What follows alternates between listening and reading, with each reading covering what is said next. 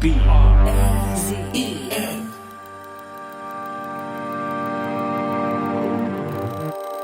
My name is Artem. I am a soldier now. I am 32. And before war, I was a journalist.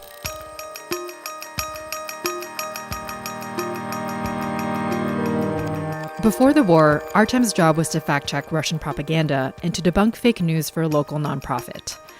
Now he's manning a military checkpoint in Kyiv. Checkpoints are everywhere in Ukraine, and they've all popped up almost overnight. They always have a makeshift feel to them. This one has concrete blocks and sandbags to force cars to slow down, and freshly dug trenches in the dirt next to the road. The soldiers are all in camo, but everyone's gear is different and kind of improvised. On the morning of February 24th, the day Russia launched its full-scale invasion, Artem was filing a report at the office. By that evening, he had joined Ukraine's armed forces.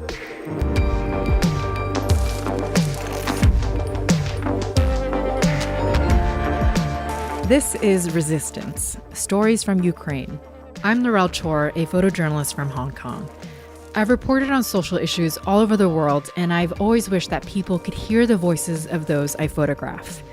In this series, I'll be sharing personal stories of resistance that have emerged everywhere in Ukraine.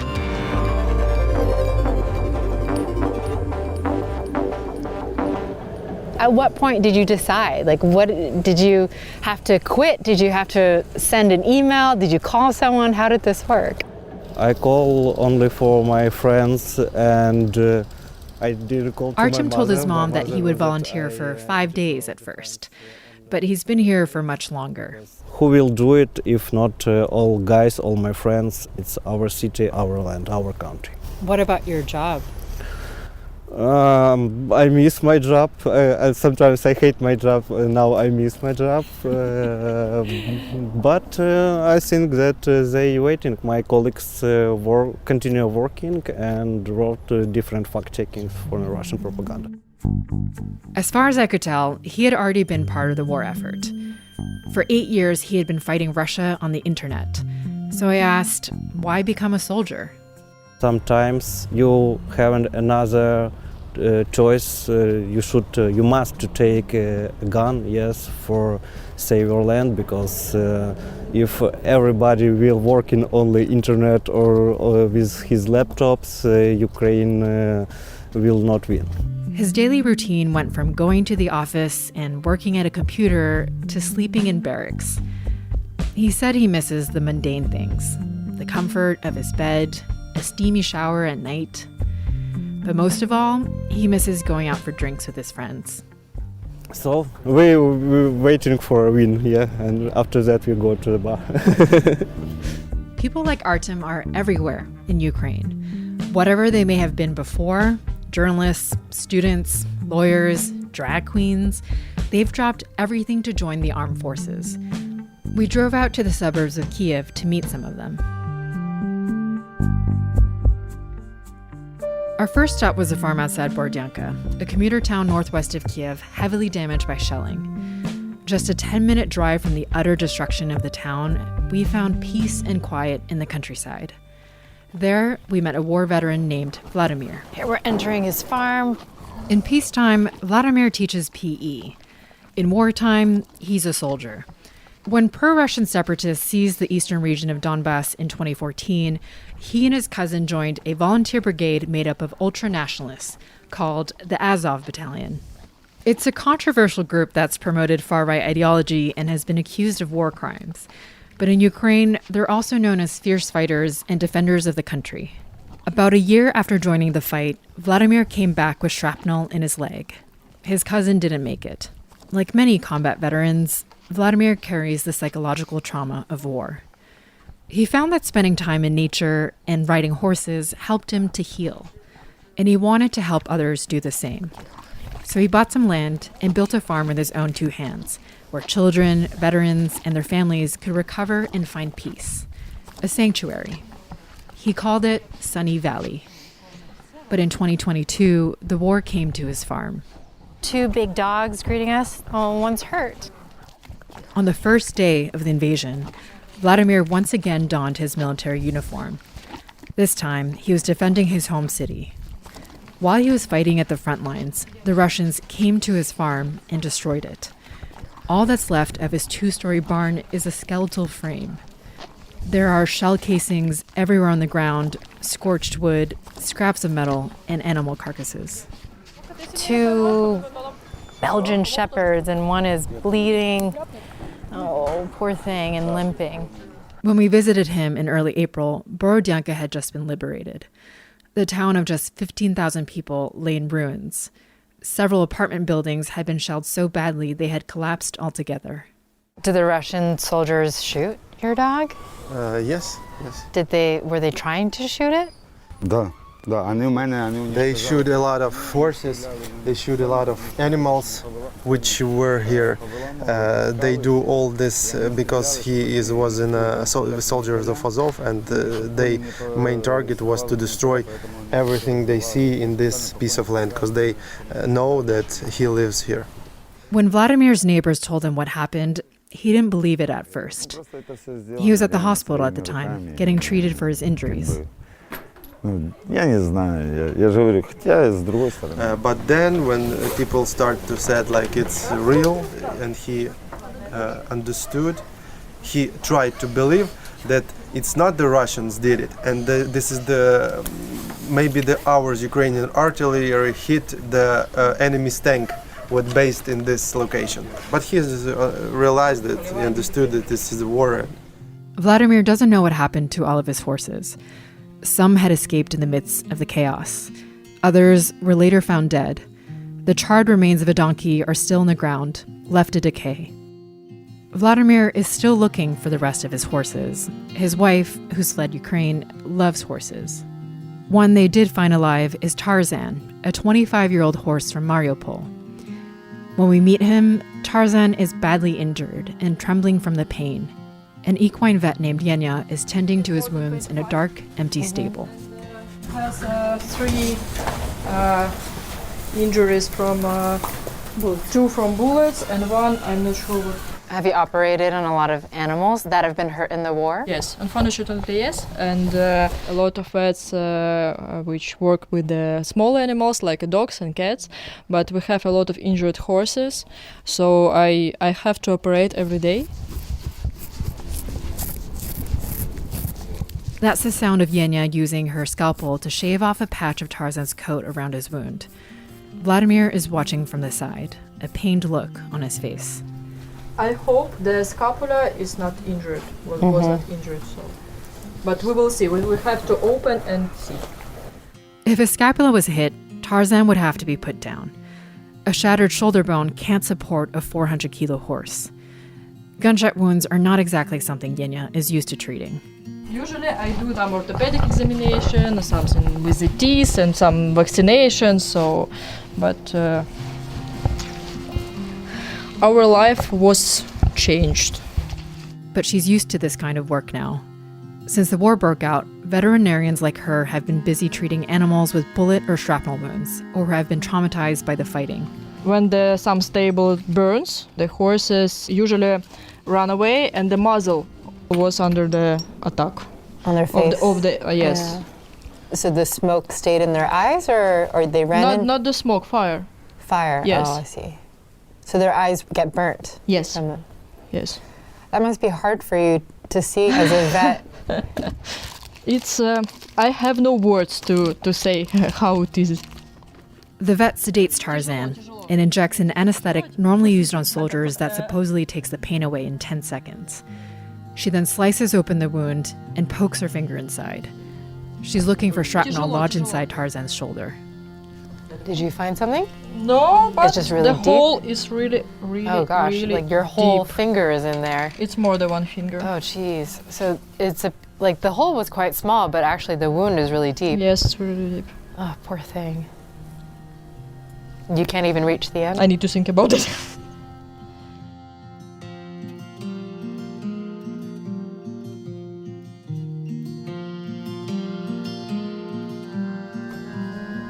How many horses do you have to operate on today?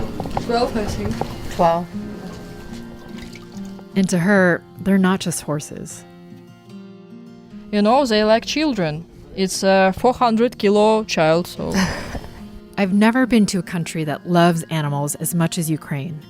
I've met people who fled with their pet rats, chinchillas, even snails. When soldiers deliver aid to liberated towns, they make sure to bring cat and dog food. So there's a certain cruelty to what the Russian soldiers did to Vladimir, the way they slaughtered his animals in cold blood.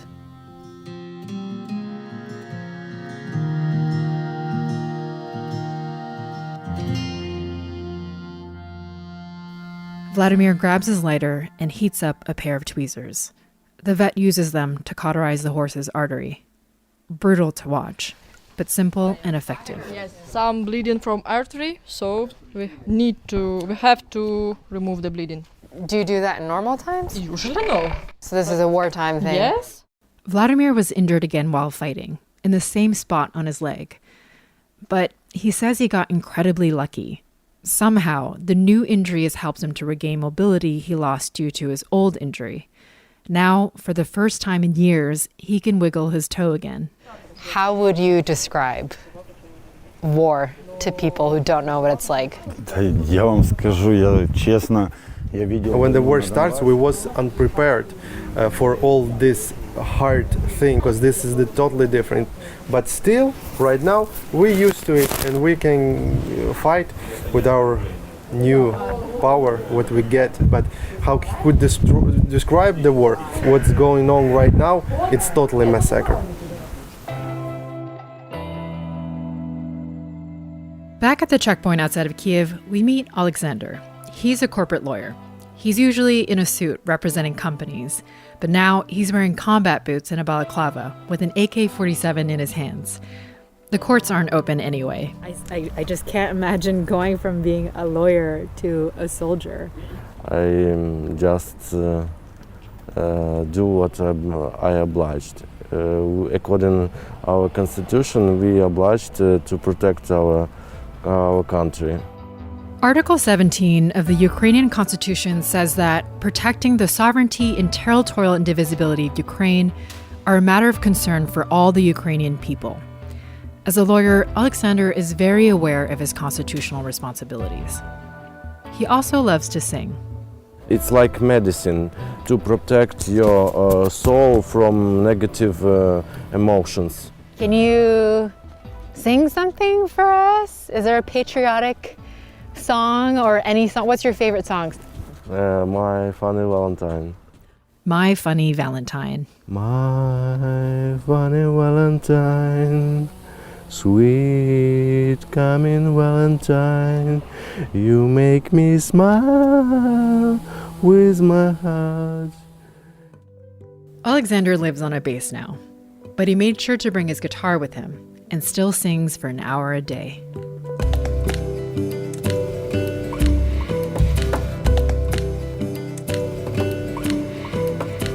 Ukraine is one of the world's top exporters of honey, with beekeeping somewhat of a national pastime. One of these beekeepers is Artem, who we meet near Kyiv. He's an ecologist and forest ranger with a PhD in biological sciences. Beekeeping is a hobby he got into 8 years ago. He started off with just 5 beehives and kept adding more and more. Now he has 120 hives, with 12 million bees buzzing inside them. He used to sell his honey as a side hustle. Now he donates it to the military. Arthur shows us around the property, where he also grows organic produce. He has less time to spend on his farm, though, now that he's volunteered to join the military administration. Why did you decide to join the military? Перший тиждень було досить страшно. Я не знав. He says that when Russian rocket fire started landing in Kyiv, most of his friends left for Western Ukraine. But Artur wanted to stay and help. He ended up being stationed in Bucha, a small town outside of Kyiv of just 37,000 people. It had been occupied by Russian forces for weeks. What were you doing in Bucha? Відвозили труни. He tells me he's been building wooden coffins and transporting them to where they're needed. How many coffins did you have to bring? 450. 450 coffins. He said it wasn't hard for him physically, but that emotionally, it was difficult. Now, the name Bucha has become synonymous with mass graves and war crimes. It seems impossible to fully comprehend the horrors that were inflicted there, The scale, the lack of reason, the randomness. You would never guess from meeting Artur, who's so calm and reserved, that he had borne witness to such things. But there's many things about him that you wouldn't be able to tell from the surface. When Artur was a young boy, he liked to act in plays. He always chose to play female roles, and before long, he started to come up with his own characters. He was just making things up as he went along, and it never occurred to him that it was a thing. But 3 years ago, he watched the hit reality show RuPaul's Drag Race, and that's when he realized he wasn't alone. Does your drag queen have a name? Aura. Aura. In Latin, aura means breeze, a breath of air. That's what performing drag is like for Artur, taking a breath of fresh air. He performs at Kyiv's biggest gay club called Lift. But drag isn't so common in Ukraine. Our interpreter didn't know what it was and didn't know how to translate it. Turns out, they just say drag queen too. How do you say? Drag. Drag. Performing in drag, yeah. Drag queen. А як це переводиться на український? Тобто ви drag queen. Тобто ви були drag queen? Artur, still dressed in military uniform, brought me some of the makeup he uses to transform himself into Aura. It was all meticulously organized, as one might expect from a beekeeping scientist turned soldier. There were contouring and eyeshadow palettes, brush sets, false eyelashes, and acrylic nails.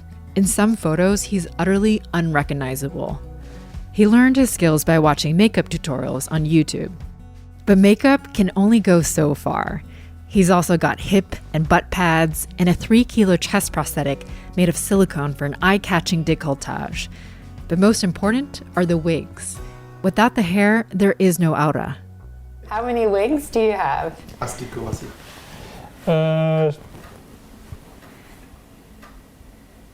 That's a long pause. He knew exactly how many bees there are in each hive and exactly how far they go to forage. He doesn't know how many wigs he has. He says he has 11 wigs of all different colors and lengths. His favorite is baby pink. Others are auburn with tight curls or wavy with brown roots and blonde ends. They're all luscious and glamorous. He tells me he feels like a different person when wearing one of his wigs, which he styles and cares for with utmost attention. But Artur hasn't been out of his soldier uniform in a month now, and he says Aura isn't here right now. Часто запитують, де знаходиться моя персона Аура. Я кажу, що вона зараз He tells people that for the moment, Aura is a refugee, and she's found safety in the Canary Islands. Artur has been there a couple of times, and it's his favorite place. But when the war is over, he says, Aura will be back.